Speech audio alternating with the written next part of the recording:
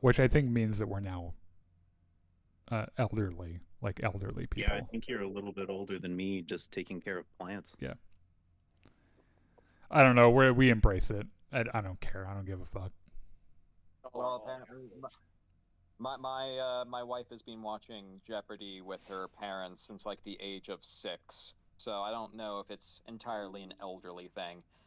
It might be more of a nerd thing. Oh, we are live now, by the way. However, before All you right. hold on, before we do any, give me 1 second. Yeah, Jeopardy is for nerds and the elderly, since we're live.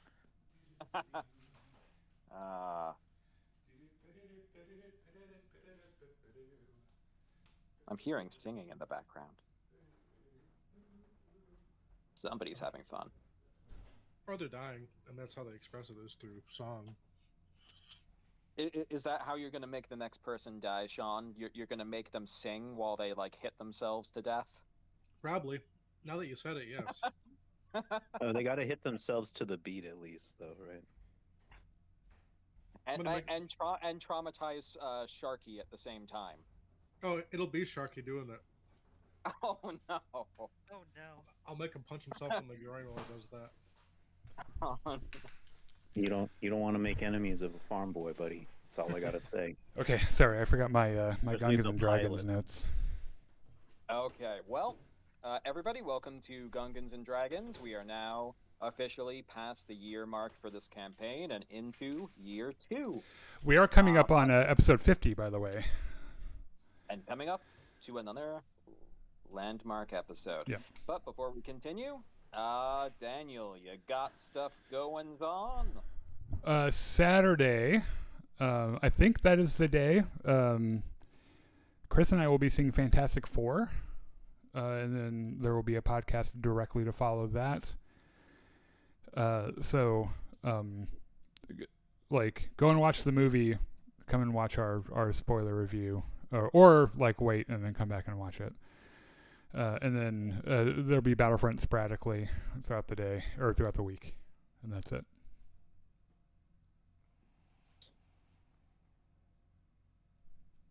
All right. Well, everybody, welcome back again to Gungans and Dragons, Pirates of Drynax Edition. Last time, we were in the midst of a refitting of the Bloody Elf. There were lessons that were trying to be learned. There were some precious ship resources lost in the process. NPCs got Looking to at know you, Sven. PCs a bit more. Yeah, I noticed the whole thing was centered around me for a while there. This is one of the rare times where Urine did nothing wrong. Yeah, actually, how did that happen? Also, part of the title, part of the description today is what did I write? Hold on. The last sentence of the description: can Urian go one session without causing a diplomatic incident? And I believe now, and thank you, Daniel, for the new picture we have of the Gani McCore. I believe you should all be seeing it on Roll20 now. Yep. There you go. Nice. There she is. Sean, do you want to be dragging some tokens onto the ship? Yes, but now I'm kind of at the very bottom of the map. Is a small purple dot, like near the right wing, and I can't unsee it now. It's a small purple dot. Oh yeah. That's all I can see. Oh, is that in Actually, the is that first in thing the I saw. image? Yeah, that's in the image. Oh well. How Oh, is well. that in the earlier versions? I have no idea. Oh my God, it is. Well, welcome to the Gani McCore and small purple dot. So, last session we had finished up with 5 days, and we were on to day 6 now. I believe we were having, I believe it was, well, sorry, I'm jumping the gun here. Let's all introduce ourselves. Let's start off with April and your character. Yes, I'm April, and I play Andrew. She's a spacer from Drynax. She came out to the captain as the mildly psionic, and That was, and then he actually wrote an official report about it, and I facepalmed. And Oh, by the way, those command logs are not public to the crew. okay, Yeah, those are secret. I just feel for a better about fun that. for like a fun narrative tool. Okay. That I advise him or spend my previous remarks on the subject. Okay. And that's all I have to say. Those are mostly And- for Reddit, so that I can, because every week I post them to Reddit and people get a kick out of them. Oh, cool. Yeah. And next we have Monty with Sharky Sparks. My name is Monty. I play Sharky Sparks. He's a backwater farm boy that is now the pilot of a pirate crew, privateer crew that are pirates. They're privateers. They're privately pirates. They're private parts of pirates. At least this Oh. is in the letters that he writes to his mom trying to explain his new position. So And next we have Wenton with Sven. Winton, I'm playing Sven Bjorn, who is a former Marine, former merchant Marine, trying to find a new home for himself in this crazy galaxy, and feeling pretty silly after last week. Okay, so I'm so sorry, but Wenton, what you did reminded me of. I worked for a coffee shop way back in the day, because my friends owned a coffee shop, and they had someone who quit and vandalized their building because they were mad, and so they needed someone like last minute. And while I was walking my dog past their house, they ran out and they were like, "Daniel, can you come work in our coffee shop?" And it's like, "Okay, that's fine. I've got some extra time." And probably in the first 3 or 4 weeks of me working there, I accidentally ruined one of their like $1,300 really nice industrial blenders by not taking a spoon out of it before I blended it, and it ruined the whole fucking thing, and I felt so bad. And then they were like, Daniel, can you get the fuck out of this coffee No, shop?" they didn't fire me, to their credit, and they didn't make me pay for it. Which I was really relieved, but shit happens, you know. That's what I'm saying. All right. There are accidents that Yeah. happen. Well, next up is our failed barista, Daniel and Dukluna. Well, that's okay though, because he's a captain now. The captain of this beautiful vessel. You can't see it because my player card's in the way. Never mind. Yes, I'm the captain. I used to be a spy. And that's really all. That's all you need to know. and you're a broken man physically. Yeah. And then we have I'm a wreck to look Sean and Urian. Yeah, I'm Urian. I do the Urian elf stuff. And, yeah, that's what I do. He's the special Darien boy of the ship. Because everything Yeah. he does is normal Darien stuff. How dare you believe otherwise? Sean, How Darien of you to believe otherwise? Sean, is it an accident that your first name is just the word urine rearranged? No, Urian is an actual character in Warhammer. Okay. All right, and last but not least, I am Richard. I am the GM/referee for this Traveler game. I help play all of the NPCs that they encounter, help determine what their dice rolls do, and help facilitate the goings-on of the game. So, as we continue on here, we are at the beginning of day 6. Things have been going well so far. And in the spirit of that, April, do you want to roll for Andrew doing a sensors check? Hey, Daniel, I don't want to be that guy, but I don't have a token for Vim. Yeah, you do. I put it in the There used to be a token. It was one of the original tokens that we actually had. 8. Oh, I might not have.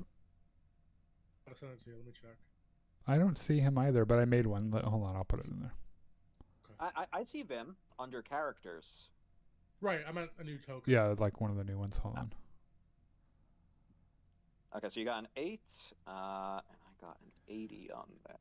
Oh, I guess I did not make Vim one. This is easily remedied. Hold on. You guys go ahead, and I'll fix this real quick. Right. Not trying to be like a. Well, no, we're missing a token. You're that guy now, Sean. That's important.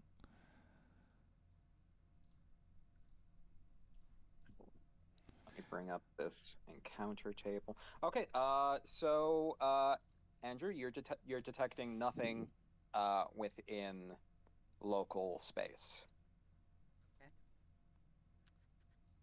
All right. So your shift goes pretty uneventfully. Can you roll me just 2d6?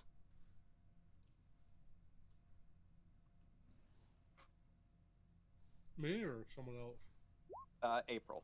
10. Okay.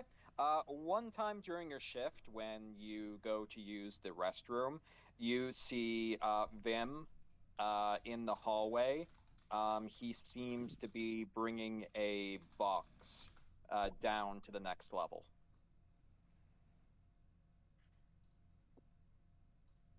What you got there? Vim looks over his shoulder at you, and he says, "Oh, supplies."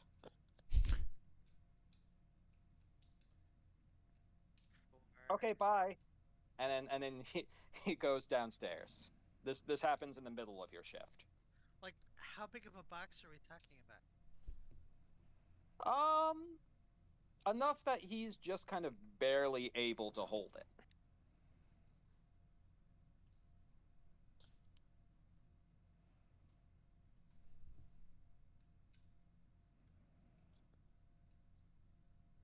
I go back to my seat.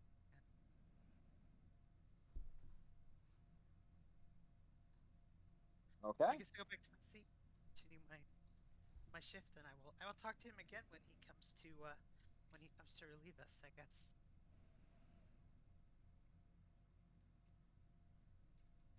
All right, and during your shift, engineering reports to you that they are proceeding pretty well. Hopefully, if things go on, they'll be able to finish up in the next couple of days. Well, I will relay that to the captain.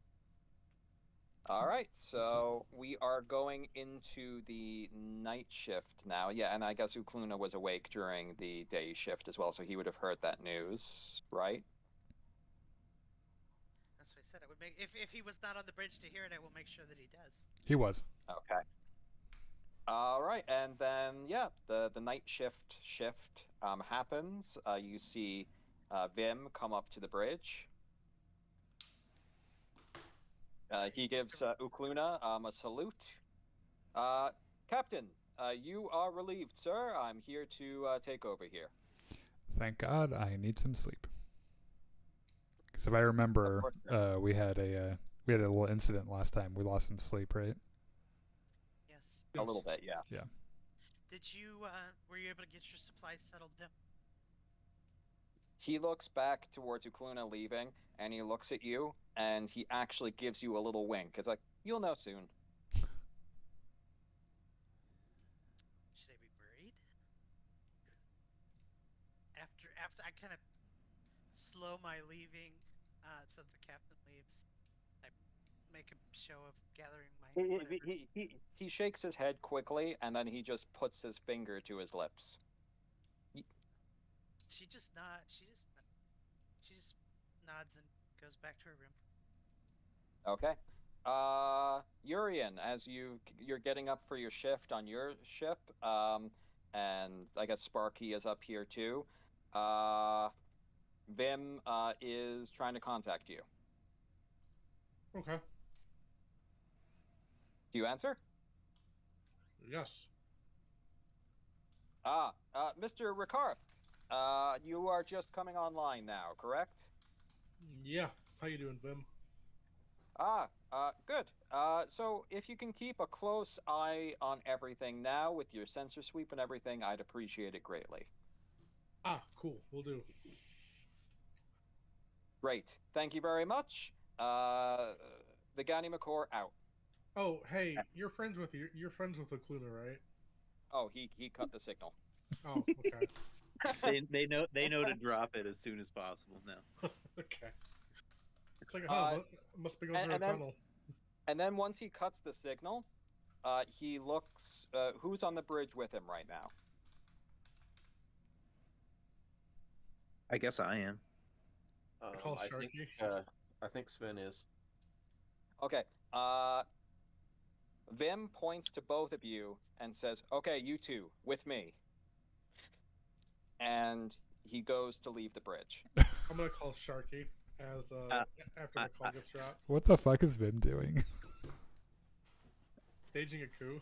He's probably gotten us signed up for another fight to the death. Okay, are you guys following him off the bridge? You see Yeah. a signal start to come in from the bloody elf just as you're leaving, Sharky. Do you answer it or do you leave it just blinking?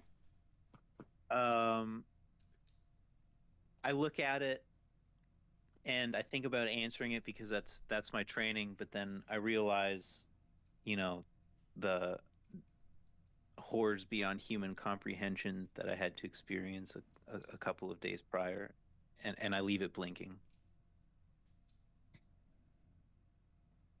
You're gonna be like, oh, must be in the bathroom, and we'll just end the call. He'll end the call. Okay.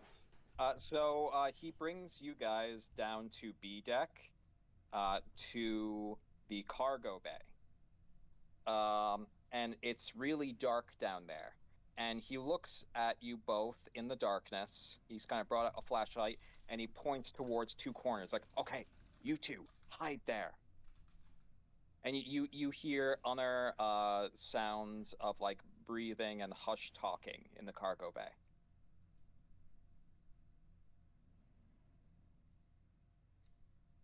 I rolled a recon. You can smell. Billiam is down here. Barbie is down here. Leonard is down here. Veronica is down here. Engineer is down here. So basically, Okay, the whole lower deck gang is here. I follow my nose to Billiam. I go hide over there. Okay. What about you, Sven? I'm gonna have to use my roll for stealth to figure out where I'm gonna hide, I guess. Okay. On the ceiling. Like Spider-Man. That's +3, right?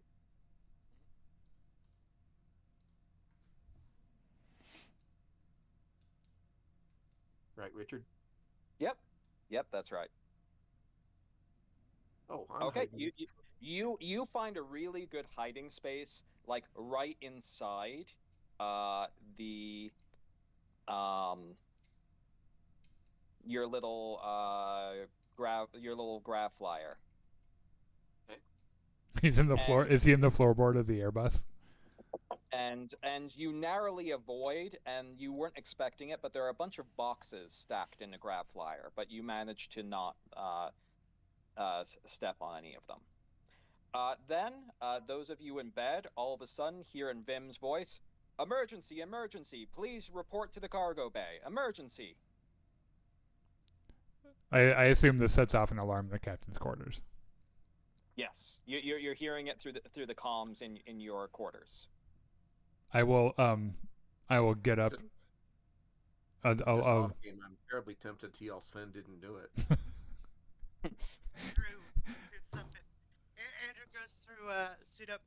Andrew gets her armor and sword and gun and. Yeah, I'll grab my flechette pistol, and I imagine we're opening the door at the same time. Yeah, and in fact, as you guys go to head towards the lower level, the only other person that you see heading towards the lower level is George, who's just who has just this lead pipe that he's holding.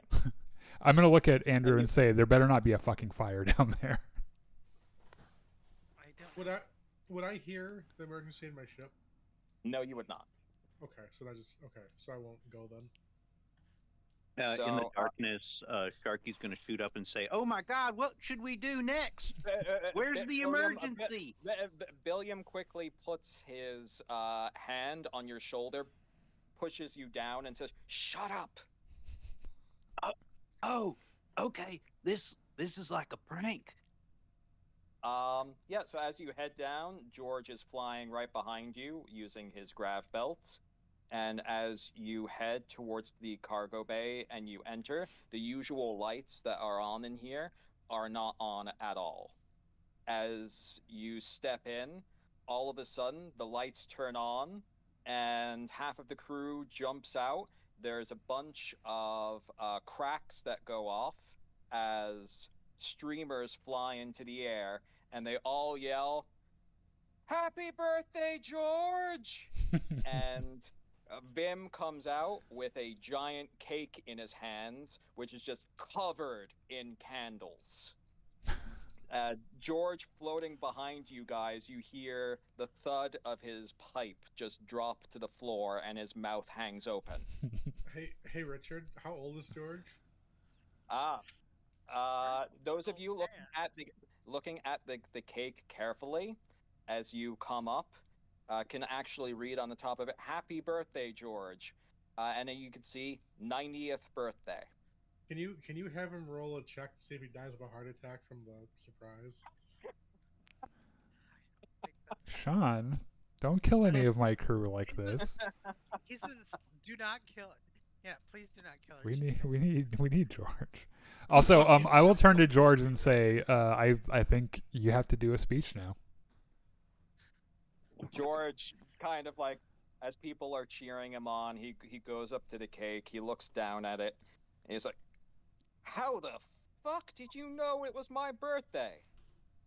Vim is beaming at this point and is like, "Well, as the captain's attaché, I made it my job to know. Happy birthday, George." I'm gonna start a round Aren't of you glad applause. I've already set off all the foam so that it doesn't cover us in the cake. Yeah, you really did us a favor there, didn't you? Yeah, Barbie and Leonard start passing around plates. There's a small stack of gifts, and Vim steps forward and says, "But the biggest gift that I have to give you, George, is over the past couple of months, I've been doing my research in the ports. When I discovered this, I put out messages to various couriers, and he brings out a little holoprojector, and from it, first you can see he projects a few different people. They look to be like young boys and girls, and they start saying, "Happy birthday, great grandpa! Happy birthday!" And over the course of about 5 minutes, Vim keeps cycling through a few dozen people, all wishing George happy birthday. And at first, as George watches this, his face is completely impassive. But after a certain period, he just starts bawling like a baby.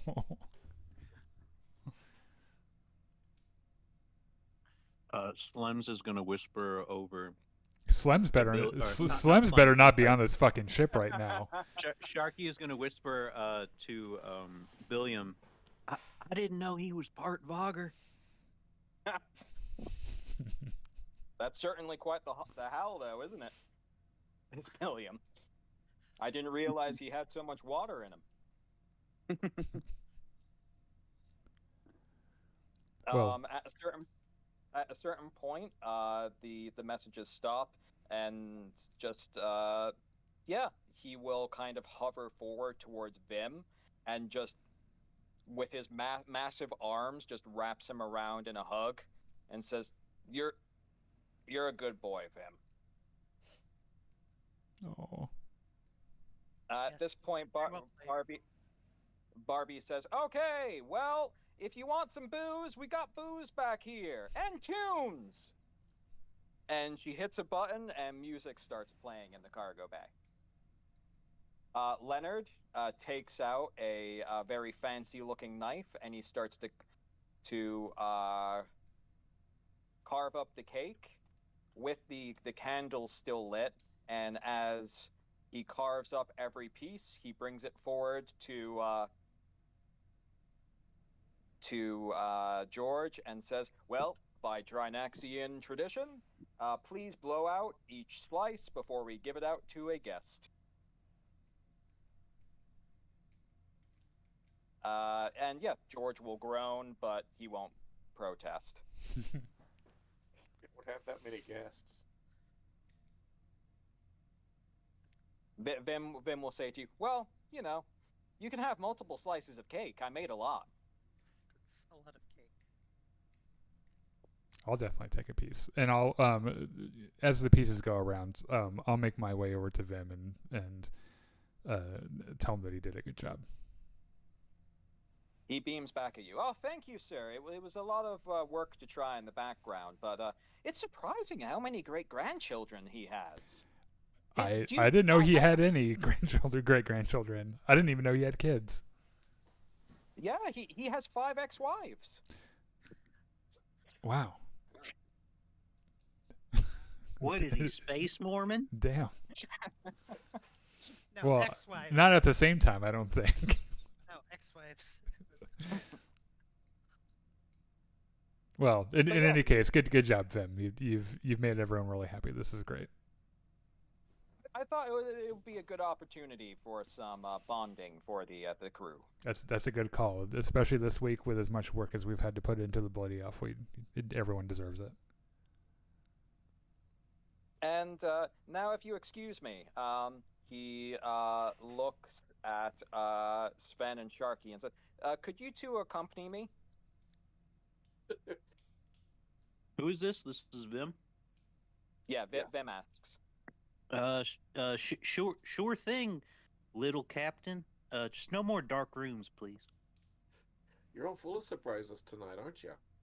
Yep, he picks up a couple of slices of cake, and he seems to kind of steel himself and take a deep breath, and is like, "Okay, follow me to the airlock." To the airlock. How many slices of cake does he have in hand?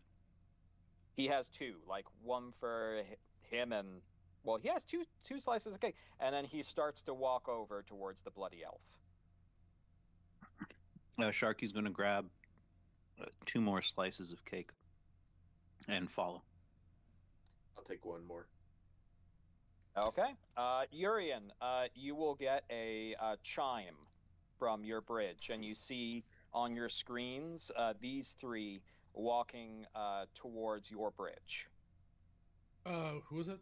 Sharky and Vim and who? It's Sharky, Sven, and Vim. Okay, gotcha. All right. He will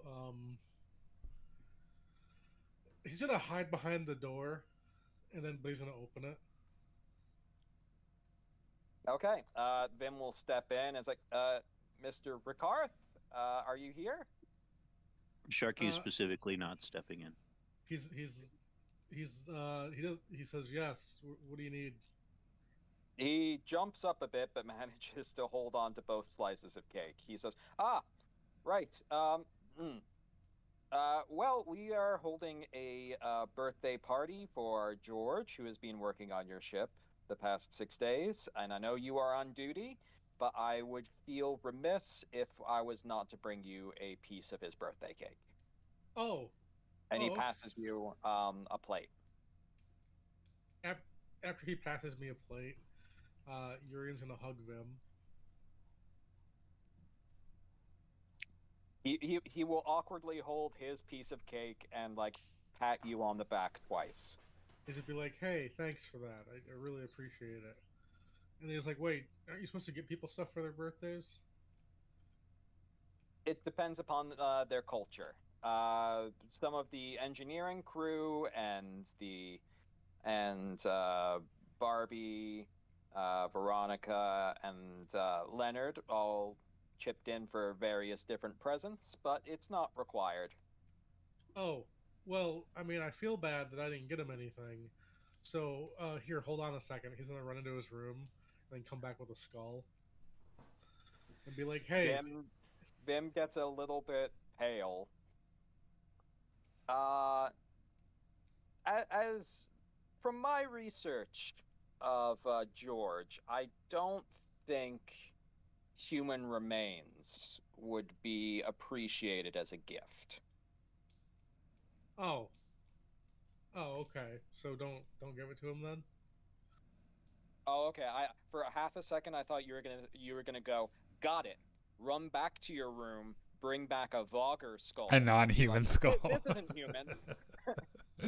Oh, actually, yeah. You know, he'll do that. He'll do that. Actually, that's even funnier. Get something. Get a species that isn't represented on our ship, at least. Oh, what's the lion skulls again? Aslans? Aslan? He'll get an Aslan skull. Oh, that's even worse. Oh, Who's coming after you now that you have an Gotcha. Aslan skull? Huh? he so at this point Vim will just turn towards Sven and Sharky, like in the askance of like help in his eyes. I think it's time to get back to duty. Sharky will hand both of the pieces of cake that he brought to Vim and say, here, you seem to be doing really well with these pieces of cake. Keep them going. I got to get back to the bridge. Right. So here you go, Mr. Urian. I will pass along your offer to George, and I'll let you know if he is interested in an Aslan skull. Okay. And hey, tell him I said happy birthday, okay? Okay, will do. Thank you. Bye. And he makes sure to keep within a couple of steps of Sven and Sharky. Also, tell him I said I hope he has many more. You say it in that tone. Do you want him to say it that ominously? You want him to have many more Aslan skulls? I don't. He doesn't know he's saying it ominously. He's just saying it. It's a lot of years That's you've just the had way there, he- George. It would really suck if you didn't have any more of them. Okay, so yeah, they return safely from the Bloody Elf. Urian ends up leaving 3 slices of cake for Urian. He's gonna eat all of them. All right, he's gonna get pretty full. Do you want to roll sensors for Urian? Yes. Also, has anyone seen Naruto Shippuden at all? Seen what? Yeah. Naruto Yeah, I've Shippuden. seen that now. Okay, so you remember Yamato? Uh-huh. This is how I like to imagine when, like, you know, he doesn't know he's being ominous, but this is how I like to imagine Urian when he kind of gets ominous. Oh, jeez. By the way, I don't. On the way out, I want to make sure. On my way out of this party, back to my quarters to get sleep, I will stop by and tell George happy birthday by saying happy birthday, young man, and giving him a handshake. He laughs. His hand like completely wraps around yours, like you have like a polar bear just holding your hand. And he says, "Thank you, Captain. It's great to hear all of the kids and the grandkids and the great-grandkids are doing well. You know, you worry about them after a while. Not so much the ex-wives, of course." Well, I would love to hear more about your grandkids. I'm gonna get some sleep now, but enjoy your birthday. Thank you. All right. Yeah. So the party lasts a few more hours. Presents are unwrapped and everything. Sean, roll 2d6 plus 4 for your sensors. 10. You aren't detecting anything in the area. Okay. All right. So going on to day 7.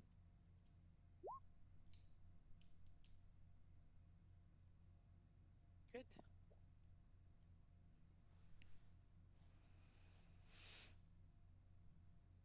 See. 7. Almost there. Okay.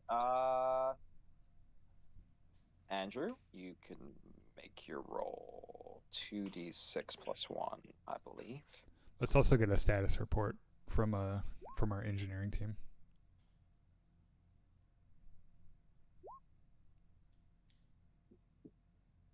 Okay, and the status. Mark, sorry. Yep, no worries. And the status report from the engineering team is they think they should be finished 9. by the next morning. Andrew will detect a half-frozen emergency capsule Ooh. bobbing in the field here. How far away? About 1 hour's out. You could theoretically even use your raft to go out and get it. How big is it? Dr. Jean to the bridge. Dr. Jean to the bridge. Dr. Jean is up there in about 5 minutes and says, yes, how can I help? We have a medical capsule here on scan.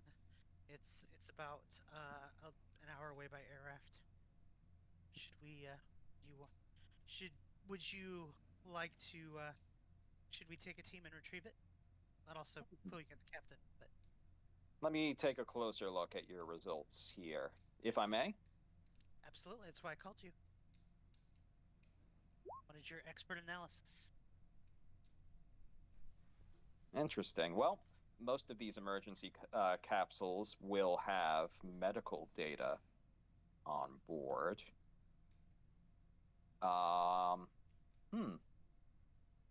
It seems to be garbled about who is in there. I'm All I sorry. can tell, Who is in there? usually, Captain, for an emergency capsule like this, it's very much like an escape pod or a kind of longer term, like cold sleep. It would broadcast information about the occupant, like medical data, species, that sort of thing. But it seems like this one is damaged. All I can tell is that the occupant is still alive, but the power is somewhat waning. Do you know how much time it has before the power is not working? Likely, from what my readings here, it's a matter of weeks. Who's on sensor? Andrew, where is it? Is it moving? Is it ballistic? It shouldn't have thrusters. No, it seems to be just kind of floating by, so it doesn't have active thrusters. No, yeah. I mean, it is kind of floating. It does have a small ballistic course, so. How large is it? Like, would it fit in our cargo scoop? I mean, it's the size of a person. It's a life pod.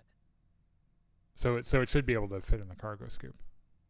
Oh, it should easily fit in the cargo scoop as long as we don't damage it scooping it. Doctor, if you or we could take the air raft out to it. Because it is an hour away, Captain. You'd have to move the entire ship if you wanted to use the cargo scoop. Yeah, I know. My initial idea is after the repairs, we pick it up on the way out. How is it going to move outside, or is it going to move closer or further away, and how fast? From your readings, it should move much further away by the time that you're done. You're just catching it now as it's kind of going past you. This is the key. This is the key opportunity to retrieve it. We can take the air raft. Okay, what I'm worried about is having our personnel spread thin in the event of an emergency.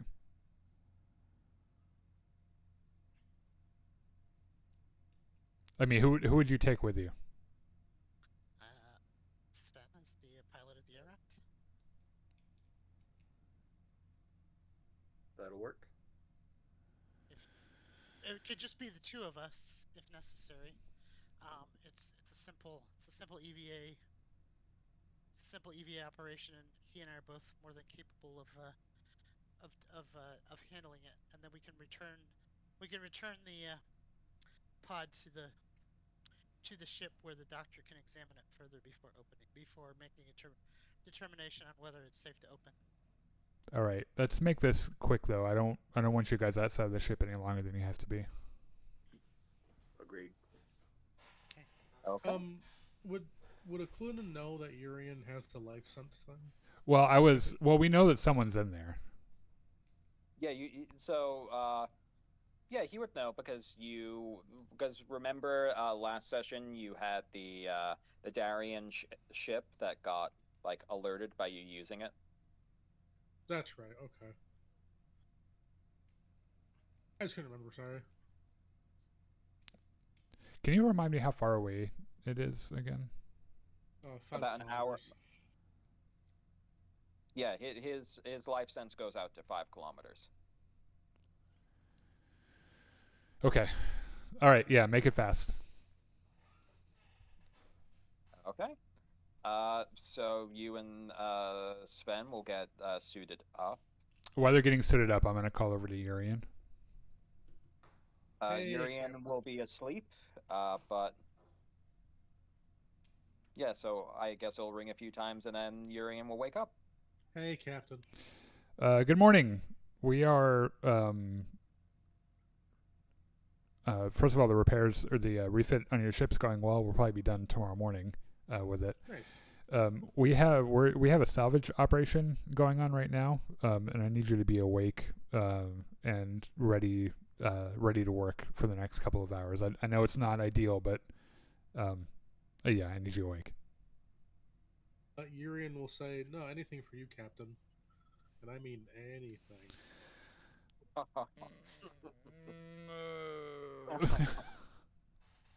Sorry, what would Tina say?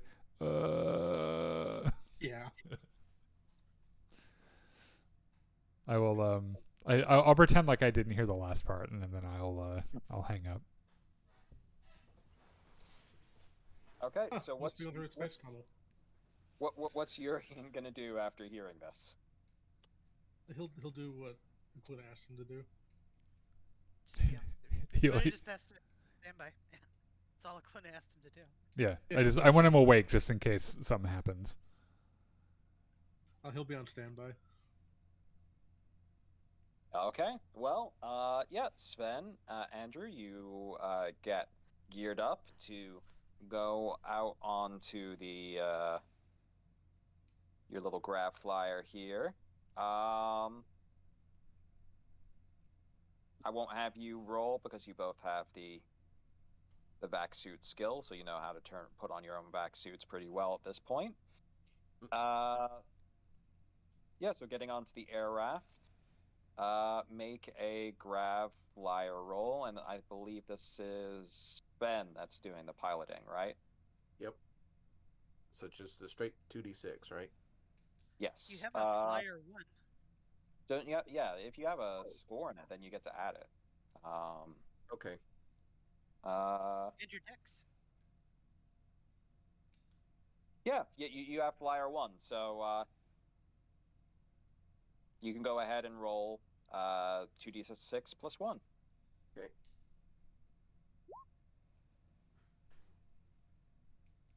All right, so you have some difficulties with a couple of larger pieces of debris within this field that they use for the fueling area. So it'll take you a bit more like an hour and a half to get to the capsule. When you get to it, you find that the capsule is a little bit bigger than you anticipated. Like a little bit bigger. How? The dimensions of it are at about 2.6 meters tall and double the width that you would expect for a pod for a human. It's all frosted over, and it looks like it's really banged up. It's not assume we've at least got some tethers or something to tie it to the ship. Oh, we should have the ability, but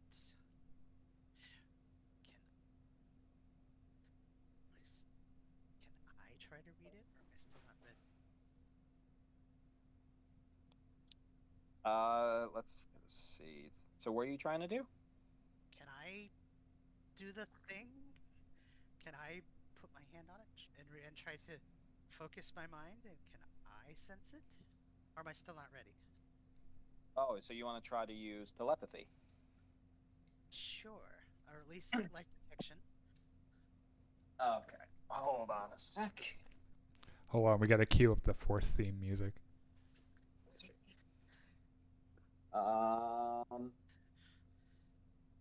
Yeah, I just No, dumped we need the theremin. I just dumped most of the stuff in my living room into a dumpster, so this room is a bit chaotic right now. Oh no, where did I put my psionics book? I know you're not in the dumpster.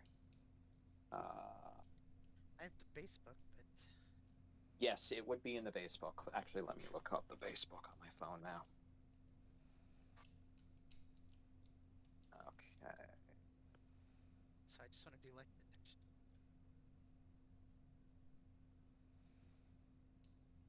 So it's the core rule book.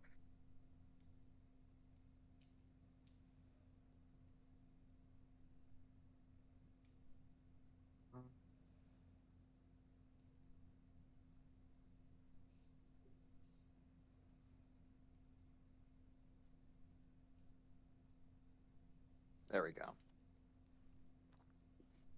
Sorry about that. There's the air raft. Let's go to psionics.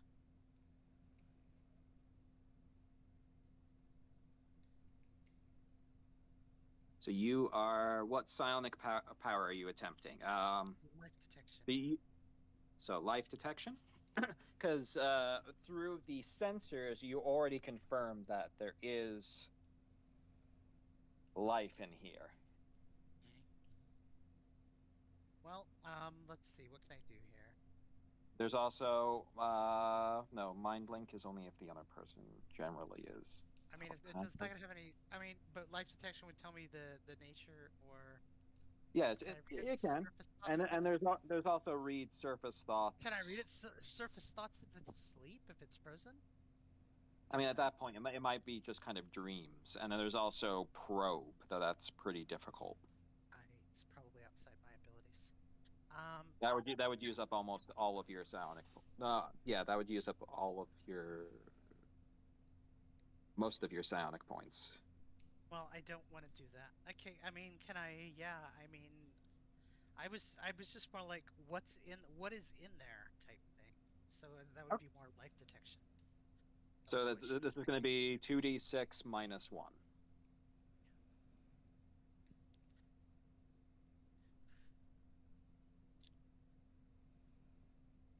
Back to my window. I opened the book.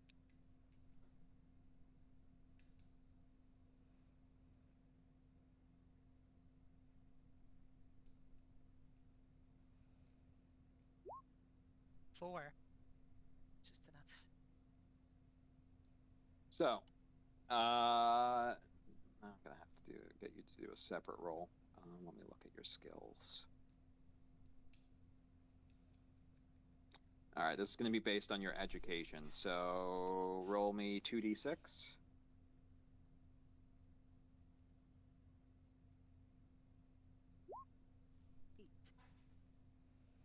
8. You sense that this is some sort of quadruped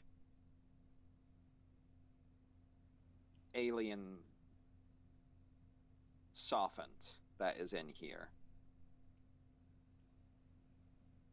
You get the general shape of it. It has 4 legs, 2 arms. Maybe it's a pygmy elephant. Oh, can it please be a pygmy elephant? Not with And 2 arms. And just by its kind of description from what you're getting, you believe it is a Kakri. Okay. Is that no? Kakrees are not bug people. Is it? I don't know what that. I'm not sure what that is then myself. They are, from what you would know with an 8, they are a major race of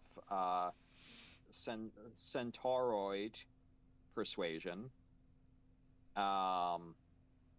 They generally stand between 2 and 2.4 meters tall when standing erect. They weigh around 550 kilograms. And from what you heard, they are militant vegetarians. Let's get this pod in the let's get this pod in the air raft and get back to the ship because we've already been out here longer than we should. After watching this, I'm trying to figure out if osmosis worked. Since I don't know about her psionics yet. Well, she's just like kind of like stares at the pod for a minute. Thinking real hard. Well, and then she's like, "Okay, let's get this back in the ship." Okay. It will be a vac suit check to kind of manipulate it into the ship. Does Sven want to take charge for that? I'll do it. That'll be 2d6 plus 5. You were slightly much better than I thought myself decent.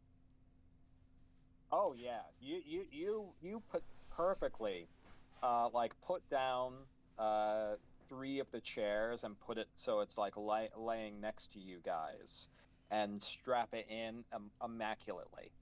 Sven, you do this so well that it recharges our fire suppression system. That is.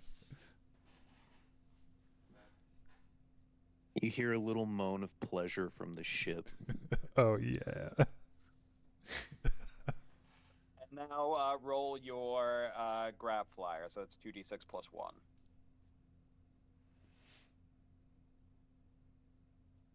It would be funny if now you roll a double 1. Be far less funny, but yeah. I don't think it would be funny, Richard. I think that would be pretty unfunny. And with that, it'll take you about an hour to get back, so this entire process has taken about 2.5 hours. You get another notification on the bridge, Ukluna, that they are back. Okay. Is the doctor still on the bridge? Dr. Jean de Cargo?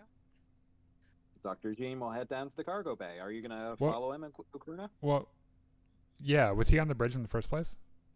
Yeah, he came up to the bridge. Okay, but before you go down there, so you're going to take this person out of the pod, right? That's the decision. Well, Captain, we will see. I can do a more thorough Captain, examination. Mag, you might want to come down here as well. Okay. Who else do we have on the ship? Is Veronica involved in the refit? No. Okay. Let's have Veronica down to the cargo bay too. Okay. She'll come down to the cargo bay. It's kind of middle of the night, isn't it? No, it's the middle of the No. day. Day shift. Oh, okay. When you call her, Veronica says, Captain, is this a with battle dress moment or without? Without, but bring a weapon just in case. Acknowledged. So Veronica will meet you down there, and you will kind of remark as you get down there that this pod is much bigger than advertised originally. Told you we had a snag. Yeah. Would it still fit through the cargo scoop? Oh yeah, easily. It's not that big. Oh, speaking of which, real quick, Richard, someone on Reddit asked me. So we have on B deck, we have this long corridor of like wasted space, right? Well, it's not entirely wasted space because some of it is like structural in purpose. Okay, so And- the reason I ask is because someone commented on Reddit that in their campaign that they For some reason, they had it in their mind that this is a conveyor belt Mm-hmm. to the cargo hold from the cargo scoop. And I had no idea if that was actually true because I wasn't on the schematic in the book. I guess possibly you could. I would see it as you could install one there if you wanted. Oh, I wonder You maybe were if that's using what they the did. cart. Yeah. Oh, okay. Yeah, I was curious. At the moment, you don't have one. I'm now that I know we have a cargo scoop, I'm like waiting for an excuse to use it. Is that landing gear with the one in the middle and then the two back in the cargo bay? Those are the landing gear access points. Okay. So yeah, you see this bigger pod on your flyer. It's taking up 3 seats. I'm gonna regard it with raised brows and say, "Wow, that's." Dr. Jean, do you think it might be a Kukri? It's the only thing I can think of that might be large enough.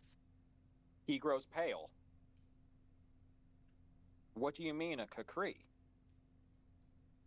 I'm telling you, I think it's a Kukri. Captain, I suggest you go to Red Alert as soon as possible. That's why Is that why everybody's stuttering all of a sudden? Okay. Well, who's still on the bridge? I don't know. Do you have anybody left on the bridge? If you're all here, who's flying the ship? Well, we're not. Is Sharky on the bridge? We're not really flying, I guess. It's stationary. Nobody's flying. Sharky Okay. might be getting to the point where he's reaching his half shift, because he's half in night and half in day. Okay. I'm going to go back up to the bridge. Actually, I'm going to make you roll for Ukluna when they say Kukri. Okay. Oh, because I have animals. Yeah, actually, it's pronounced. Well, they're more than animals, but you also know linguistics, and you're pretty well educated. So roll me 2d6 plus 4. That's why I said it in front of the captain. 2d6 plus what? 4. Because he's smarter than I am. No. It's a 9. Okay, so yeah, the Kukri are part of the group known as the 2000 World, aka the militant Lords of Thunder, as well. They are militant vegetarians that hold massive enmity of any species that is also not vegetarian or vegan, and have literally wiped out entire species and planets for being meat eaters. Fuck. They believe that any species or person that has ever eaten meat in their lives are tainted, and they must be purged from the universe. Are they good fighters? Yes. What are we working with this thing, Captain? Can we just throw it out the airlock? Just come in the airlock? Or can we just put the cargo bay door down and just kind of kick it out? We could. I mean, what do we have to gain from this?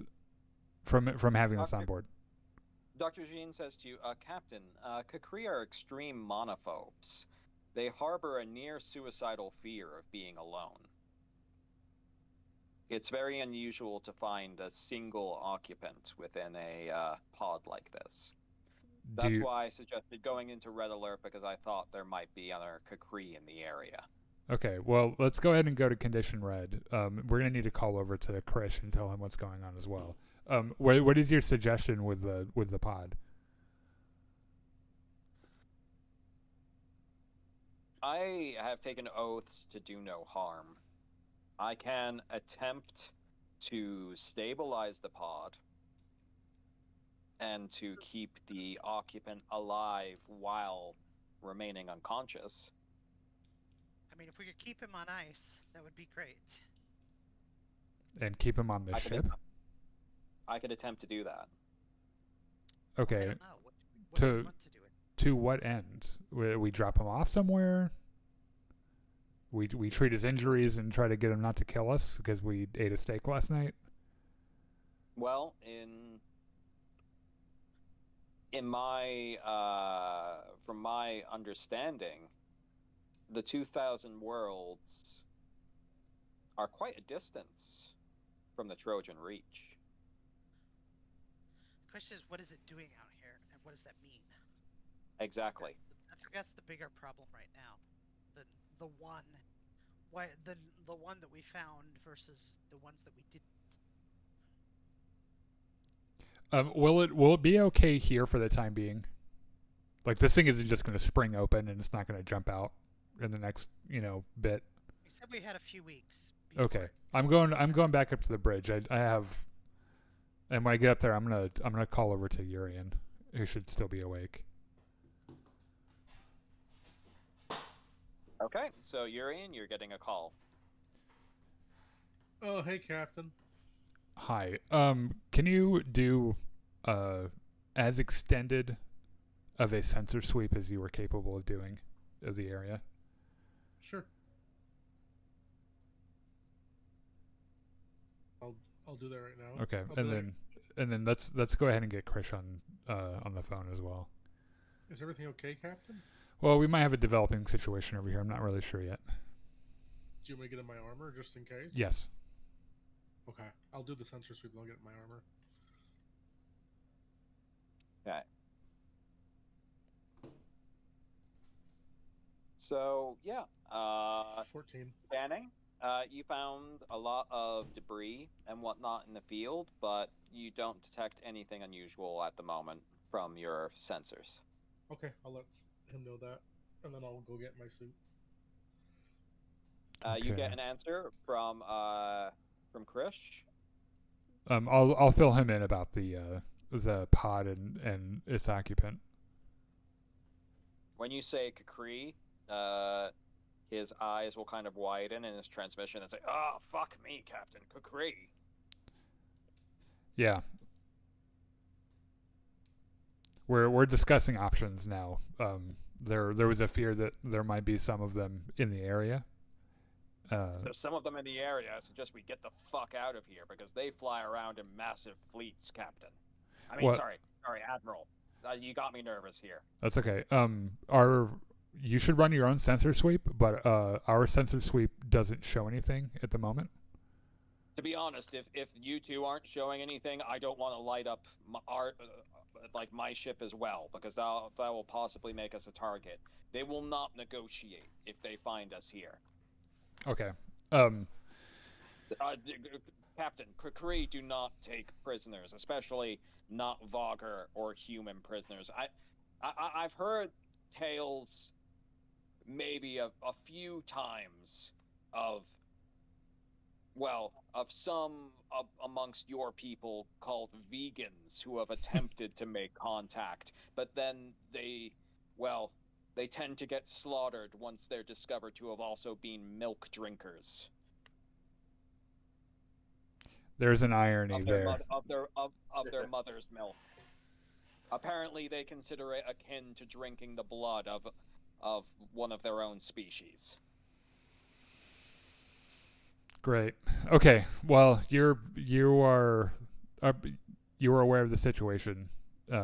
We'll keep running our sensor scans over here. I'm gonna discuss the issue further, and then I'll let you know when we make a decision. Times like this, I wish I had hired a hiver. Okay. Wait, why do you say that? Well, from what I heard, the hivers are the only ones that ever made those crazy fucks back off. Is engineer not a hiver? Are you gonna ask Krish that? No, I'm asking you. He's a drone. It's a drone. DROYNE. Okay, so he's not. I got confused when we did the space station bit. There for a while, I thought that the hivers were just a bunch of other people of engineers' species. Oh no. They look very much different. Oh, okay. So we don't have any hivers on board. No. Okay. We do No, we not. left all of our hivers back at the space station. All right. Yurian, are you still? Is he still around? Is he still listening? I'll go up to the. I'll be in my armor and I'll be like, yeah, I'm still here. I hate to break into your sleep schedule here, but we're gonna need often sensor scans from you of the area until we figure this out. Oh yeah, for sure. Keep an eye out, and if you see anything, let me know. I have a question, real quick, Richard. Yes. Can other psionics tell when a psionic has used the power or no? Like would Urian know that Andrew used their psionics? No, Andrew was quite a distance away. The powers weren't directed to you, and they were outside of that, like 5 kilometers. Okay, gotcha. Just wasn't sure. All right, thanks. Okay. No, if she lit up a general one in the area, you would definitely which is what she had. April, you're kind of standing far away again. Yeah, I'm sorry. No, but if she lit up a general one, you would definitely know, and you would definitely know it was her. Gotcha.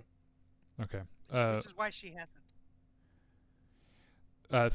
Sven and well, okay. So there's no risk of this thing jumping out of this capsule, right? I don't think there's a risk of this one jumping out of the capsule. Okay. I just want like this isn't like a Trojan horse kind of a thing, is it? I guess I'll ask Dr. Jin that. He's probably more familiar with the equipment. Well, Captain, this pod isn't really designed to imprison the occupant. It's designed to keep the occupant alive. Okay, what I asked was, is there any risk of him just jumping out of there and attacking anybody? Any process for it opening would probably take place over a couple of hours. Okay. Sven, keep an eye on this thing while we figure out what we're doing. You're right. And given that it takes He's a month on and a ice. half- He'd have to thaw out. It would take time. given as long as it takes for weapons to heat up, I'd suggest we start heating up now, just in case. I didn't get a very satisfying answer about him jumping out, so I'm not taking any chances. Yeah. Well, like I said, once again, I'm not worried about that one. I'm worried about other ones. Well, we're close to having the refit finished. I have Urian doing all of our sensor sweeps for the moment. So we should know, pretty quick if someone shows up that we don't like. The question is, what do we do if they show up? I mean, if they show up, they'd be looking for him, right? Probably. Don't know. We have no idea. I think if they show up, we jump immediately. Well, can we do that with the? Can we do that with our current status with the refit? Well, we're not in a refit. Urian's in a refit. At that point, we might have to abandon the ship. Okay, let's call that worst case. I was saying it would take us time to power our jump drives, but Okay. We are now to the night shift. so what is the update from the refit team at the end of the day? Also, Akluna's gonna stay up. They say if they keep working through the rest of the night, they should be able to be finished in the morning. Or if they take a break for tonight, they'll be able to finish by the end of the day shift tomorrow. We need to be done in the morning. I know I've asked a lot of you guys over the last week, but we're almost finished, and you've got a whole stretch of downtime and jump space. But we have a situation, and we need to be leaving sooner rather than later. All right, they're going to push through. You have George on the comm saying, "Yep, we'll keep working, Captain. We got a lot of sugar running through our veins right now." You guys are legends. I hope you know that. Living on birthday cake.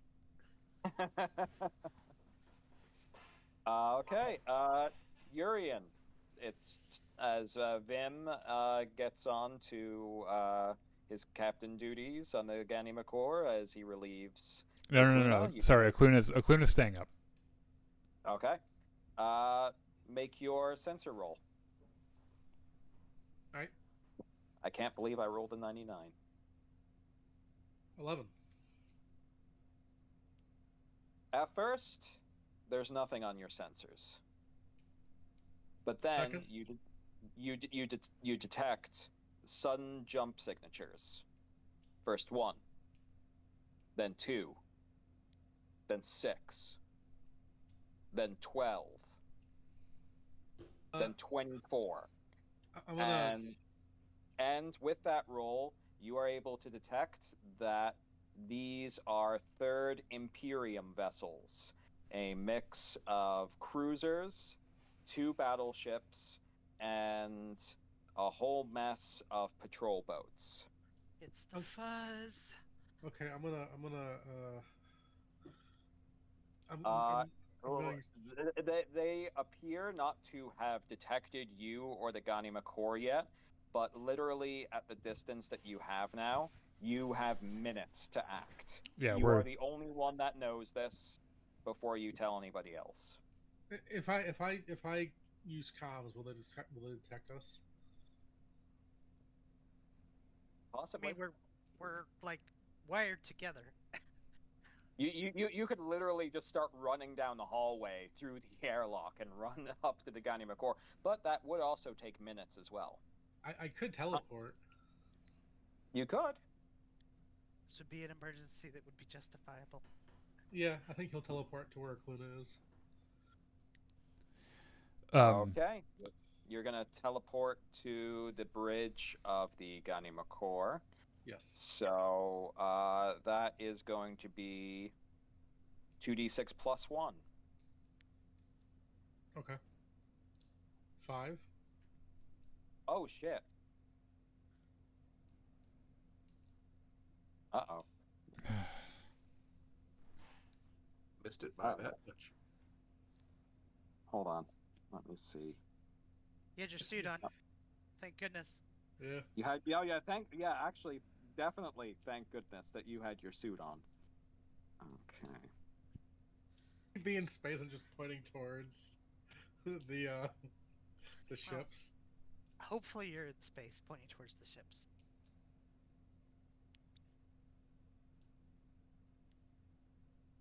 Okay. Alright, so that was off by 3. Okay. 6 plus 3. Okay, now let me roll the direction.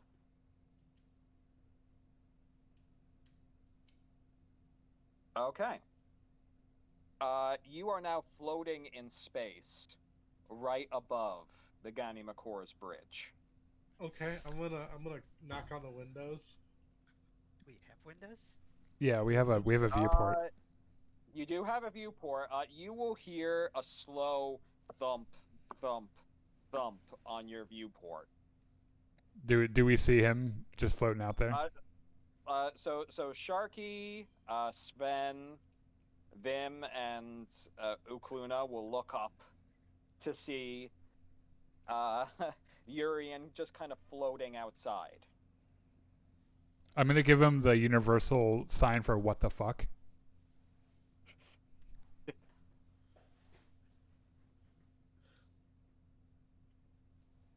Do you want to try to use telepathy? Oh yeah, I'll use telepathy, sure, to talk to the captain. To tell him this message. Send thoughts. Yeah, I'll do that. Okay. So that's going to be 2d6. What is it for you? Plus 7? Yep, 2d6 plus 7. Okay. 18. All right. What does he hear in his thoughts? Hey, Captain, tried teleporting, but apparently I missed my mark a little bit. Anyway, there's like 30 ships that just jumped into the sector. Also, can you let me in? Thanks. Motherfucker. Okay, we are at condition black, which is our emergency escape condition. So we need. Sharky's gonna pretend to know what that means. Well, and Sharky nod. should read the fucking memo that the captain sent out, since he's the pilot of the fucking ship. So we need Barbie working on jump coordinates. How the fuck are we getting? How are we getting him in? That's a good question. Is the airlock? Well, hold on a second. If I remember, on the we have cargo hatches on the top of the ship. You come in through the scoop. That's You'd on, have to go down to get to the scoop. He's currently yeah, he's above on A top. deck. Yeah, but we have cargo hatches on top of the ship. I believe so. Yes. I thought that's the stairs leading up to A deck. I seem to remember that we have cargo hatches on top of the ship. If I remember this from the companion.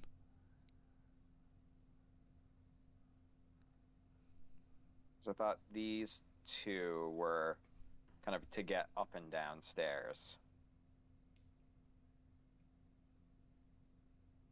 Because I think when we looked it up, you can leave through the landing gear, or you can leave through the airlock.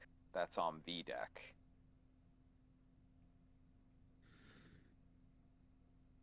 I mean, he can just crawl over to the landing to the airlock. Can That'll- It's that- on the that will it's on take the you some- it's on the bottom, right?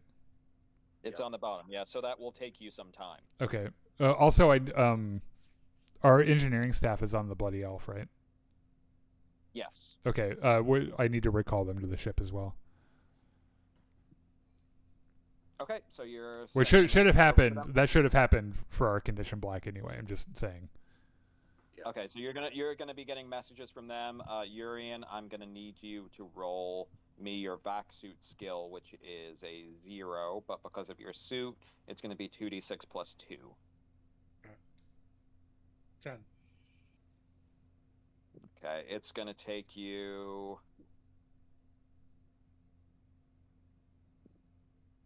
Okay, that'll take you 4 minutes to get to the entry point, to the airlock at the bottom of the ship. Okay. Is that where you want to go, you- Daniel?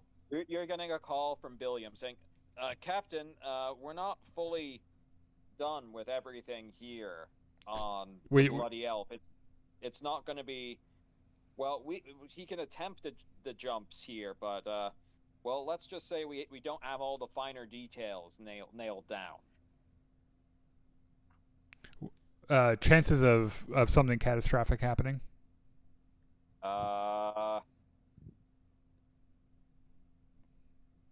Hold, please. Do it quickly.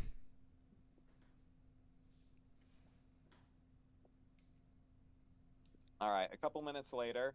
All right, had a chat with Barbie. We haven't fixed all the panels yet. We haven't gotten the finer, the final kind of settings nailed down. It's gonna make it a more difficult jump for him. The fuel consumption. He stands about an 80% chance of retaining enough for a second jump at this point. Well, this is going to be up to. Andrew comes to the bridge. What the fuck's going on? We have a bunch of visitors. We're not done with the refit yet. Urian has 80% chance of a successful jump with enough fuel. He's also floating outside. Don't even ask me why. We are jumping at the first possible moment, and right now I'm leading toward disconnecting the ship and leaving it. I think she basically slides in and starts up her scanners without. Well, I guess what he does with his ship is up to him at this point. What do we got? Okay. So make me a 2d6 plus 1 roll. 9. Okay, you can detect what appears to be about 30 Third Imperium military signatures out there. 2 of them are cruisers. There are at least 3 battleships you can read. There's a bunch of patrol craft as well. This looks like one of those fleets that Admiral Westing sent out to Jeez, it's patrol. the fuzz. What's by the way? What is that map website? Can you remind me? Travelermap.com. Ah, shit. I think we just got a visit from one of Westing's fleets. Yeah. We need to, Yeah, we need to leave. 'cause they know our profile. We do not need to be humped. We will be humped if they find us. Is Urian on board? Wait, a couple of minutes have gone by. Yes, and so are your engineering team that's running in. Urian, you have a choice, and you need to make it in seconds. We leave your ship, or you get on your ship. You have an 80% chance of a successful jump with enough fuel, or you stay with us, and we abandon your ship. And I need to know in the next 20 seconds. I'll try my ship, and I'll run down to my ship. All right. Hold on a second. But before you run, where are you? Where are we? Someone remind me where we are. We're in an adjacent hex to Palindrome, right? Right. Yes. The only thing the 2 jump that we would make and Chris would make would be to Borite. To Borate. But he couldn't make that jump, right? He would have it's to a jump jump. to an empty hex and jump again and hope that it works, or he can jump 1 hex somewhere else. I don't know. That's kind of up to him at this point. Okay, let's we're gonna put ourselves at Urian's pace right now. Our target is going to be the hex in the direction of Borite. Okay. So to the empty hex next to you. Yeah, his furthest jump is where we're gonna go. Okay. Are you gonna say the same for Misery's company, or are you gonna tell Misery's company to proceed to Drynax? No, we're all jumping together. We're Okay. Yeah, we're staying together. Coordinate, or is that gonna be even harder? That would be even harder. You need to basically Just tell him to go, and we'll find each other when we get there. Okay. So you're gonna start powering up your jump drive. That's Yes. gonna take an hour. And Sharky, I want you to point us away from that fleet and fly as fast away from here as you can. Captain. Okay. And you're getting onto your ship, Urian? Yes.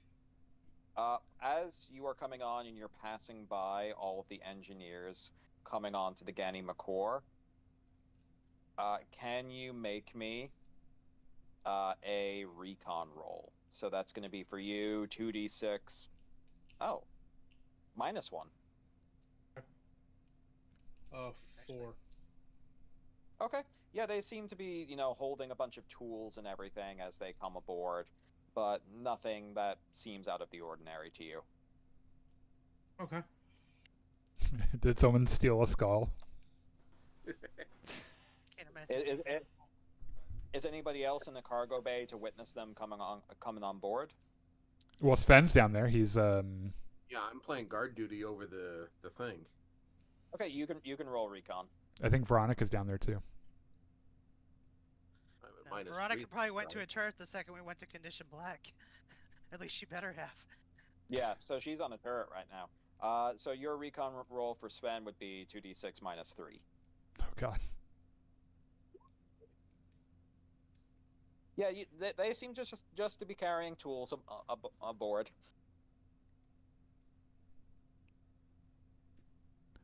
You're making me real nervous Alright. with this, Richard. You don't If do they So- do, anything my crap, ship will it's blow up. fine.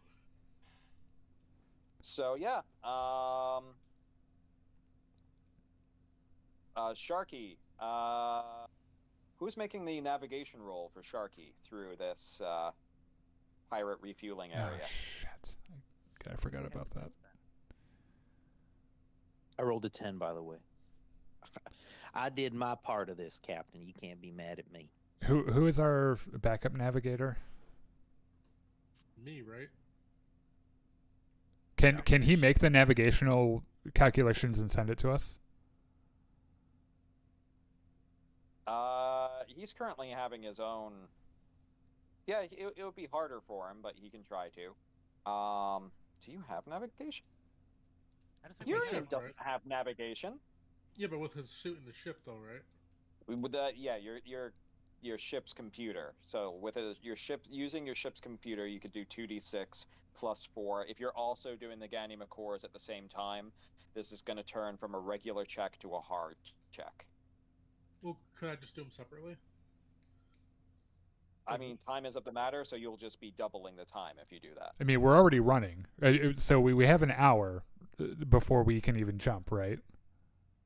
Yes. Okay, how long are the navigation, like, if he does them separately, let's say worst case scenario, he does them separately, how long do they take?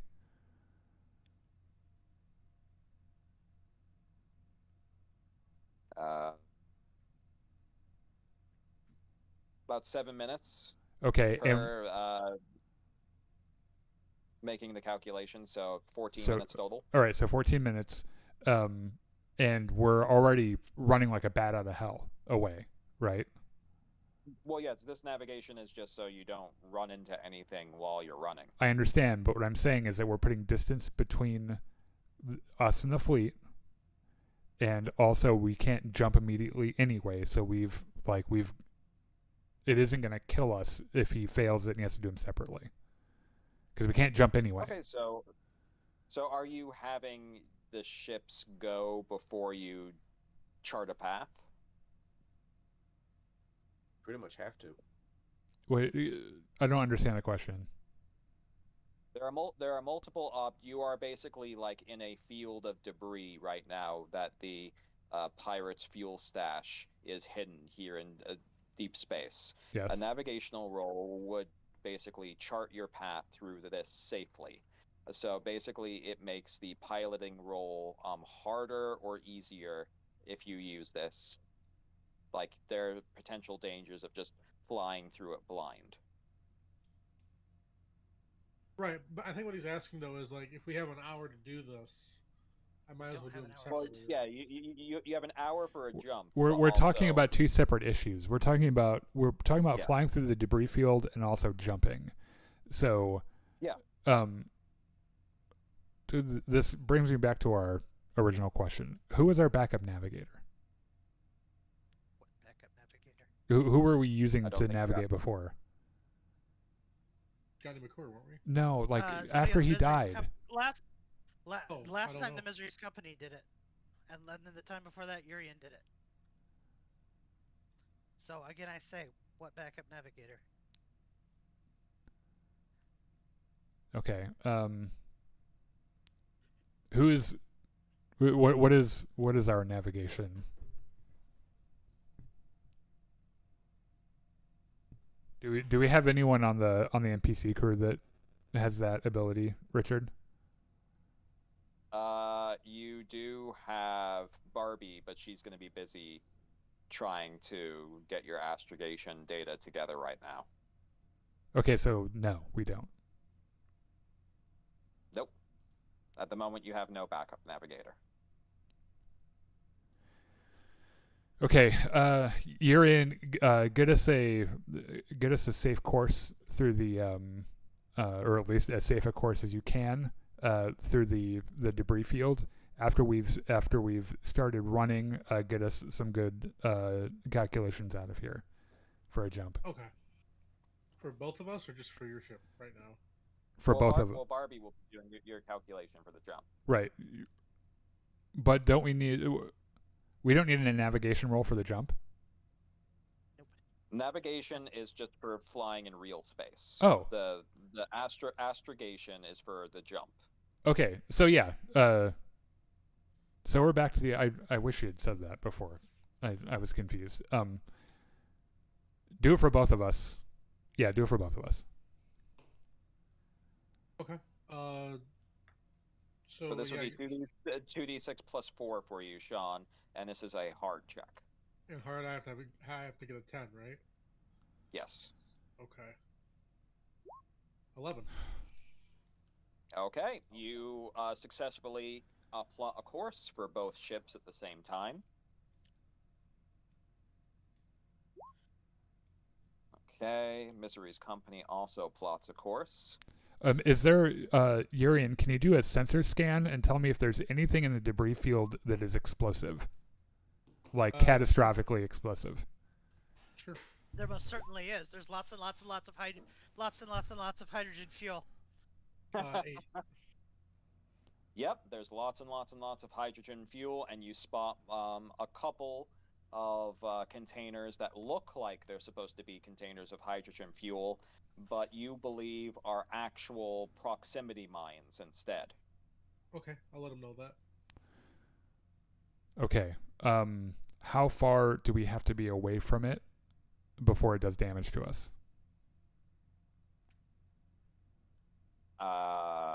That would be, for your knowledge, naval tactics. You have naval tactics. Probably not. If he's No. been reading Gary McCoy's book, can he have learned naval tactics? Not yet. He's been learning naval tactics. He's been learning something else. His book isn't on naval tactics. It's not. It's more on the economics of naval maneuvers through a system. Okay, so... Well, since Ukluna has Jack of all trades 3, you could roll naval tactics. Who also has naval tactics on the crew?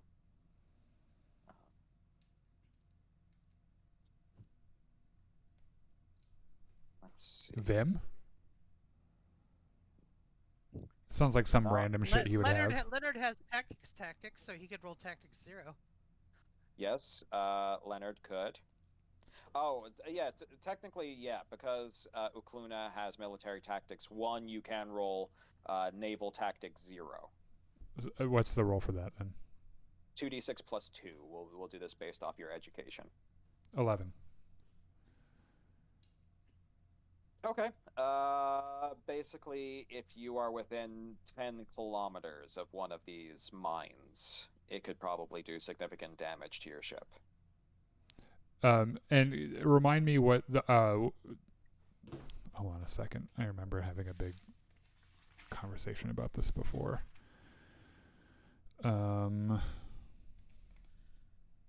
Just give me a second. I'm going to refer to my notes.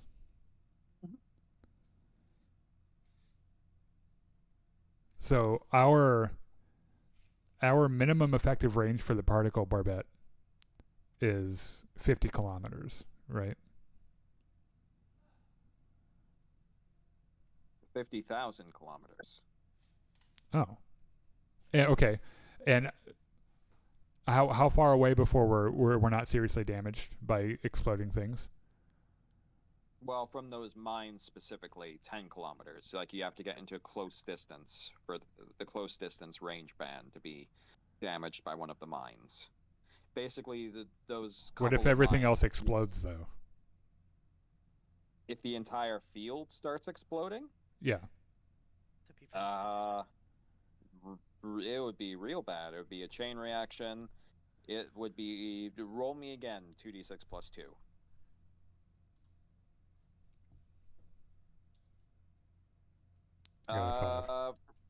From your guesstimation, you would not want to be within 1,000 kilometers of this place if everything starts going off.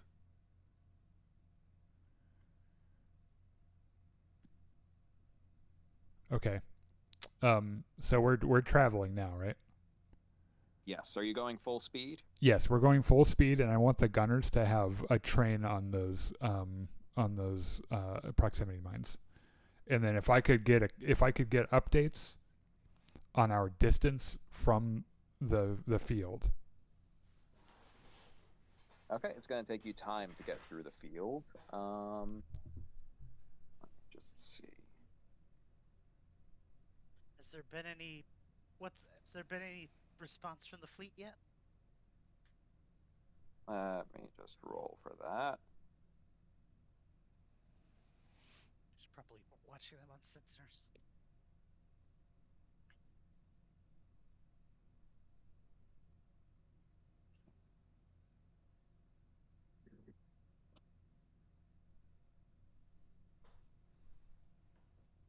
As you say that, and you kind of start to make your way through the field, you are getting a hail from the Third Imperium fleet.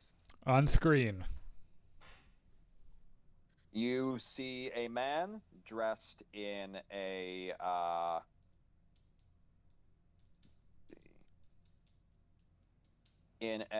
Third Imperium uniform, with an entire crew behind him, all working at their stations. He looks down at you, kind of glowering, and says, "This is Captain Puck of Revenger. Is this the captain of..." Interesting. It says the Gani Makor, but the profile that we have in our logs has a different name. Have you renamed this ship? Yes. I think the expression goes, new ship, who dis? Yes, it says it's after the Gani Makor, a person that is wanted for questioning. Gani Makor is dead. I see, and I see that you are flying at quite a speed and accelerating right now.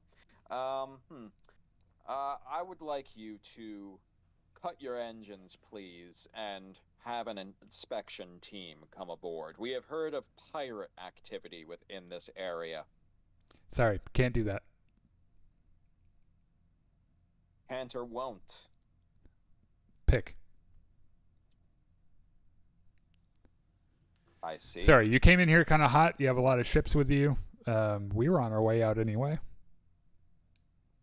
So I'd rather not have a conversation, but it's all the same to you. Well then, I guess it'll be a race. Well, I'd be careful racing through the giant cloud of hydrogen between the two of us. Well, thank you for alerting us to the nature of the field in front of us. Roll for your sensors, April.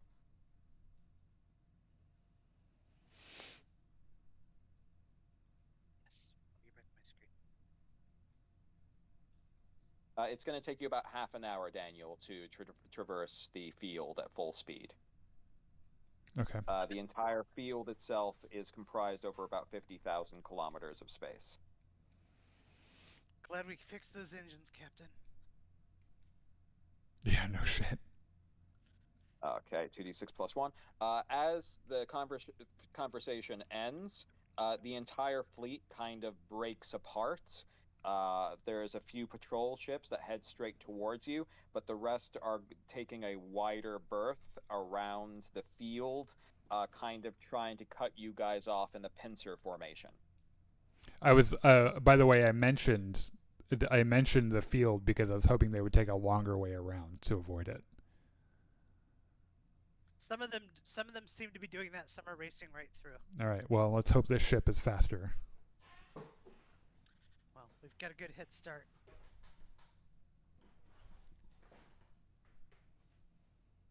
Okay.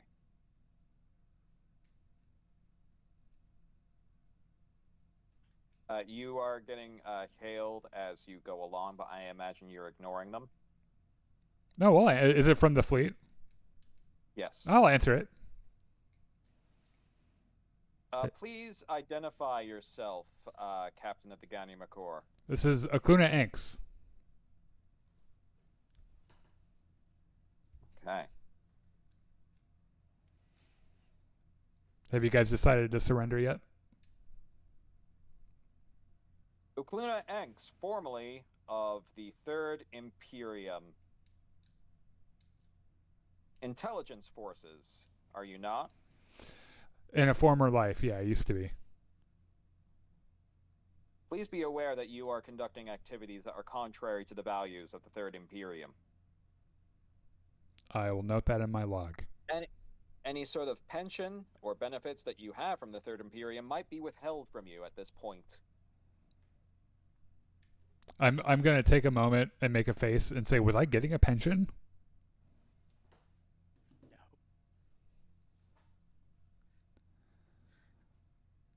Also, since I have you on the phone, what do you want with Gani McCore?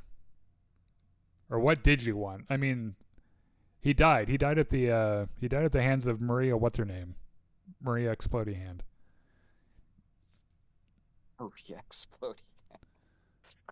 This happened. This happened in Thieves, by the way. Hand, but close enough. Don't admit to going to thieve, Captain.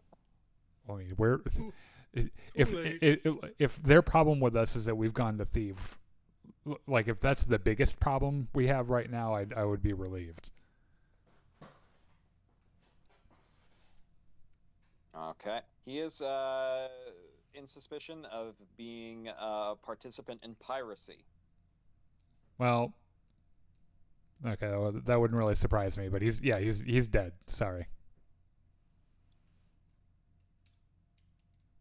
I hope you understand. I'm not going to let you touch my crew. Okay.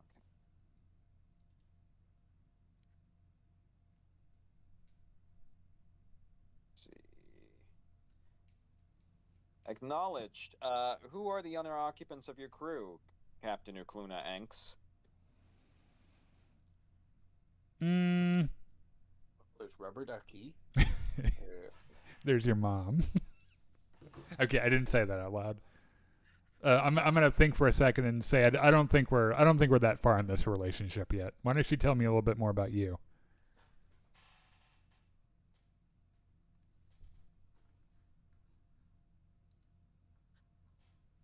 Also, Barbie, I'm gonna hit the mute button and say, Barbie, how are we doing on those calculations? All right, Captain. I made your calculations for you. We should be set, I believe. It's really Urian you're going to need to worry about if he's managed his.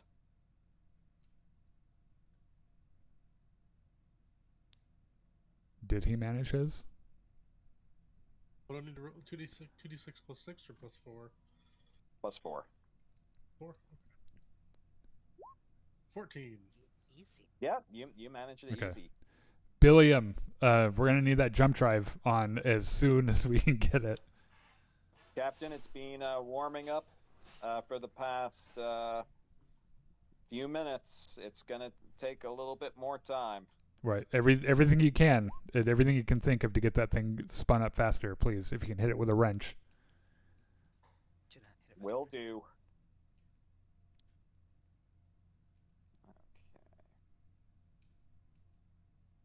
I suddenly see Chewbacca whacking the side of the Yeah, Falcon with a yeah. wrench.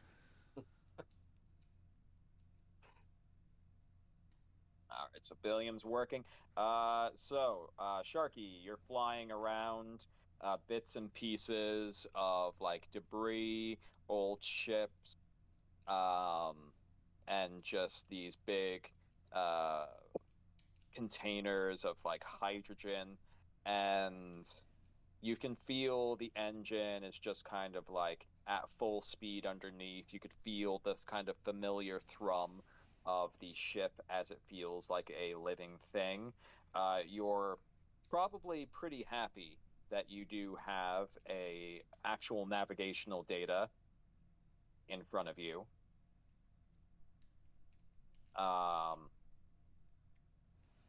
And you are getting close to exiting the field.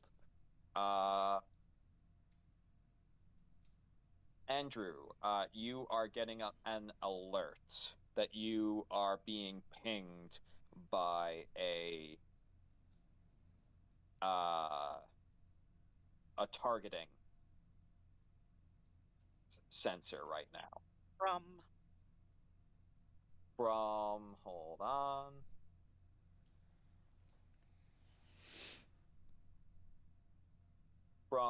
a group of 3 patrol boats that are kind of keeping pace and vectoring with you. What is their range? They are just outside of your main weapons range. They are theoretically within range of missiles if you shoot a missile off now. They are with. We're getting targeted from outside of the particle envelope. It might be. They might be throwing missiles. Would we like to reply, Captain? Their chances of hitting us are pretty low, right? Because our particle barbette has an extreme range, and if they're outside of our particle barbette range, what could they have that could hit us? Missiles. You said they're right outside of the particle barbette range? Right. Yes. Well, we also have a missile bank. That's what I'm saying. Would we like to reply? Yeah. Yeah. Open fire. Would we like to send them the king's regards? I think we will. We only get to do that once, Captain. But I think this. Do we really want to do that? Do we really want to send that kind of message? Well, we probably shouldn't. We probably shouldn't say anything about the king, but. No, sir. The king's regard would be the nuke. Oh, we have a nuke? We have a nuke from the king. Have you forgotten? How much damage does that do? A lot of damage. No, we're gonna save our nuke. Why don't we? We can fire as we run, right? It's not gonna slow us down. That's what turrets are for. Yes. Okay, let's open fire, and if we miss, maybe they'll just take it as a warning shot. Or do we want to wait for them to fire missiles and then reply? Well, hold on a second. Now that you say that, we have sandcasters, right? So we have defensive. Do we? Actually, I don't think you have a sandcaster. You have your particle barbette, and I think you have missiles. And we also have an extraordinarily advanced countermeasure suite. We do. Yes, that's for electronic warfare. If they try to hack into your ship. Can we hack into theirs? If they get close enough. Are they close enough? At their present range? No, you are quite a distance away. Yeah, let's shoot some shit at them. I mean, we're already running. We're already in enough shit with them anyway. Do we need to try to lock it? Get a target and try to get a lock? Can you tell me more about their formation, Richard?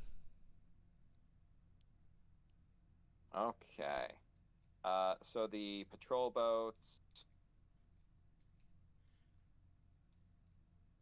First, you'll need to make another sensors roll. So 2d6 plus 1. Is that me or Andrew? Andrew. 7.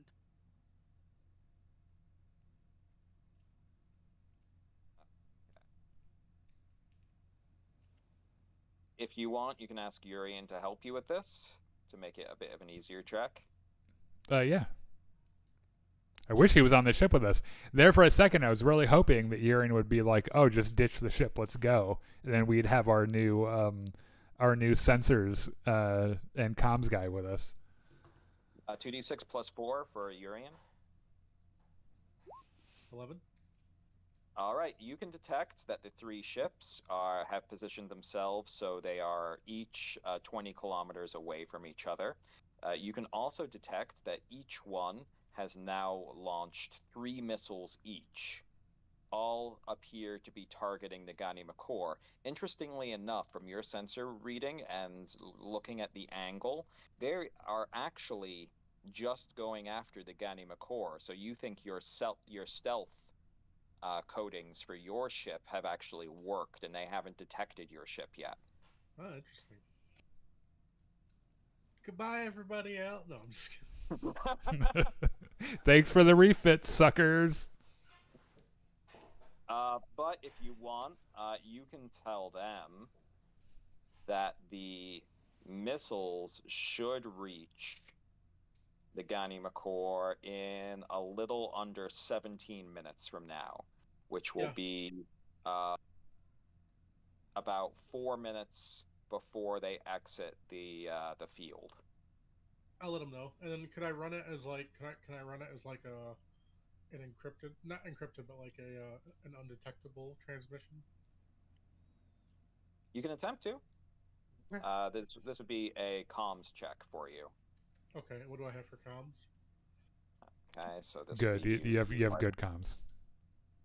So 2, 4. So 2d6 plus 6. Okay, cool. Yeah, I'll do that. 18. Oh well, 3 sixes. Shit. Easy. You're the devil, Yeah, boy. it's perfectly encrypted. Right. Yeah. So I'll be like, hey, Captain, you got 3 missiles on you, and they're gonna be on you in 9 17. missiles. Oh, you got 9 missiles coming at you, and they're gonna hit you 4 minutes before you exit the helium field. Are they actually going to hit us? Yes. Okay. 100%. Shoot them down? Huh? Do we fire? What do we? Do we fire missiles back at the missiles, or how do we deal with them? I don't know what we do with this, other than get shot. We can't do like. I mean, we have 17 minutes, right? Mm-hmm. Are there any of those tanks or perpetual or potential mines that you can hit as the missiles pass them? Hopefully, we don't set off the entire field. It's not guaranteed we set off the entire field, right? They wouldn't It's put. not guaranteed that you would. What? Yeah, it's not guaranteed you'll set off the entire field. Why would they put proximity mines in the field? I assume that the proximity mines are to protect the depot, right? Yeah, and also, people who aren't supposed to know about the depot trying to steal fuel. Now, I'm not an expert, but destroying the depot would be a bad way to protect the depot. They're pirates. Do they care? They might have been drunk when they put them out there. We have no idea. I destroyed the depot to protect the depot. Urian, how far away do you need to be for your brain magic shit to work? 5 kilometers. How many kilometers are they away? Lots more than that. Also, I'm more of a telepathic type of person. I don't really have telekinesis. Right, but I mean, I could. you could fuck with the pilots though. Of the missiles? No, of the ships. I'm going through different. I'm going through different. We're way too far away for that. Okay. Richard? How do we calculate the closest proximity mine that the missiles have not arrived at yet, and when to fire at it to explode as they're approaching? Well, you only managed to detect 2, so let me see if these missiles are passing by any and are still within the range of those 2. Hold on, is it 9 missiles or 2 missiles? 9 missiles are coming to you, but you only detected 2 mines. So you didn't detect all of the mines within the field. You just detected 2 of them. Oh. They are hidden mines. Okay, Urian, can you figure out? Can you tell us where some more of these mines are? Sure. 2d6 plus 4, right? Yep. 9. Okay.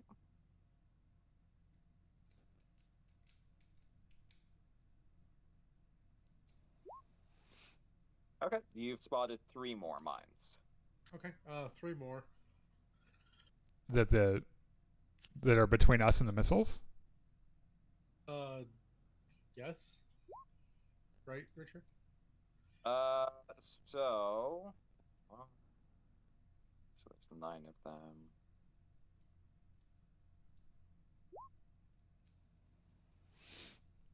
Seven of the missiles at some point in the 17 minutes will pass by one of the mines.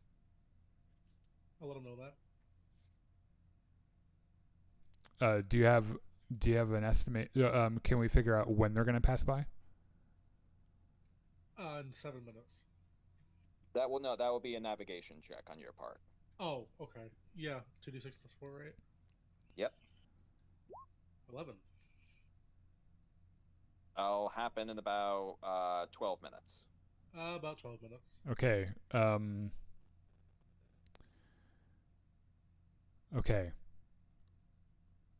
Leonard, we're gonna need you to hit a proximity mine in 12 minutes. Barbie would be the one hitting the proximity mine. Leonard has missiles. Oh, then Or Barbie. Veronica, Yeah. rather. Veronica, sorry. Okay. Veronica? Captain? Yep.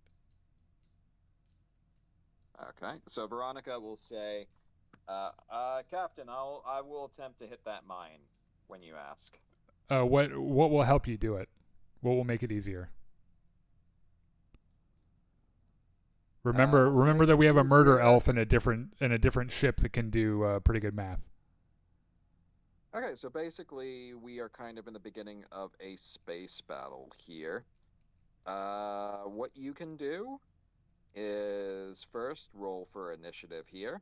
It is 10:40. It is, so we Oh, will shit. probably end here and start the next game with the start of the first real kind of official space battle. Yay, my first space battle. Hopefully we don't all die. Hopefully we don't all die. How many hits can we take from these missiles, by the way? You do not know what sort of missiles they are yet. We are going to get a chance to shoot some of them down in the point defense phase, but there's a lot of missiles and only one point defense turret, so. Yeah. We'll Okay. know how many will be able to survive except the last one, I guess. That is the way it works, yes. And we But do one of have. And is there Yeah, any one of the chance most of these important missiles hitting debris? Well, they Yeah, get an but attack. a lot. Yeah, so basically they all have attack rolls on you guys, and it's going to be affected by the piloting roll and everything. So Sharky's going to be quite important for this. All right. Go. All right, guys. Well, if you're still watching the session, thank you for joining us tonight. We'll be back with the next installment of Will They Die or Won't They Die? And we hope to see you there. Until then, thank